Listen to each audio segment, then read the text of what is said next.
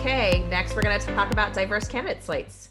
So, when we think about diverse candidate slates, really what we're trying to do is build a pool of candidates for your role that is diverse. So, what does this actually mean?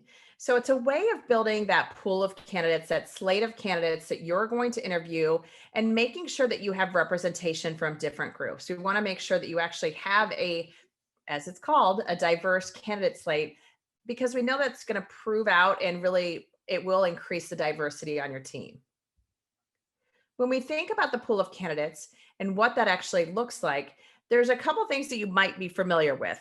So you might have heard of the Rooney Rule in the NFL. And the Rooney Rule is really the idea that you're going to have at least one person that is from an underrepresented group in the mix for any coaching, whether that's head coach or assistant coach role in the NFL.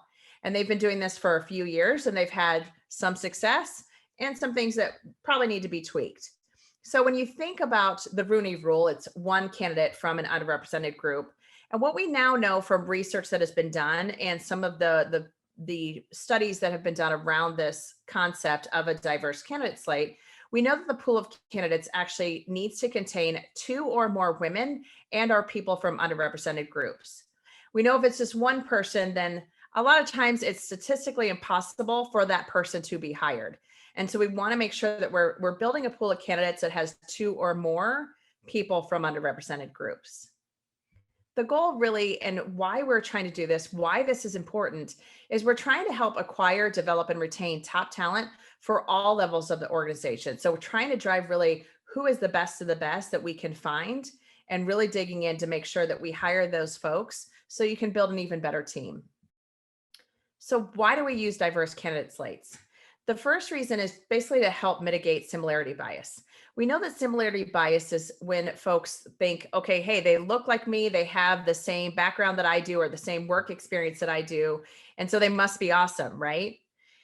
Unfortunately, that sometimes is not the case. And so when we have a more diverse slate of candidates, we know that we're able to really start to mitigate that bias because we're seeing different perspectives, we're seeing different experience, which helps us to kind of open our eyes to what else is out there. What are the possibilities?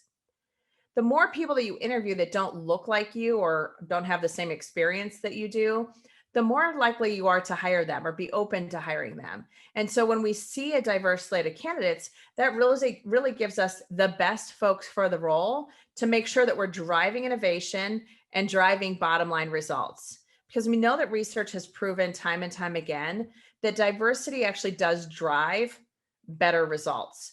And that's really what we're after. How do we create a team that is diverse, that is representative of our clients and who we're trying to serve, and making sure that we're driving innovation, we're driving the best of the best for those bottom line results. A reminder on diverse candidate slates, and this is one that, I just want to make sure people are aware of because it does sometimes come up. When we talk about diverse candidate slates, this does not mean we are lowering the bar in any way, shape, or form. And I think some folks get a little, they start to think that maybe we're saying, hey, we're going to give a leg up to certain folks that are in underrepresented groups. That is not the case. What we're trying to do is drive the best person for the role, period. But at the same time, we also want to make sure we're being open to where have we not looked for folks in the past? Where are there candidates that would be great for this job from underrepresented groups that we maybe haven't explored before? So when we talk about diverse candidate slates, it's really about hiring the best person, but making sure that as a hiring manager, you really see all of the best people, not just a certain sliver of them. So we want to make sure that we're really just being thoughtful about that. Because what we don't want to think is that because you're hiring someone that is diverse or from an underrepresented group, that we somehow have lowered the bar. That's not the case. And we would never ask you to do that. So what does a diverse candidate slate look like in action? When you think about this example, and again, this is just an example, so recruiters and hiring managers don't get nervous that we're asking you to review too many resumes, but let's say the recruiter looks at all of the candidates that have applied for a role, and from those candidates, decide to review the resumes of 100 people.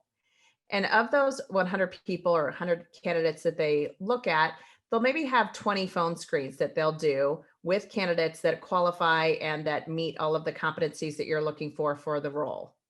From there, they'll come up with 5 people to come in or be included in in-person interviews. So that, that will be the 5 people, the 5 kind of candidates that are selected as the finalists for the role.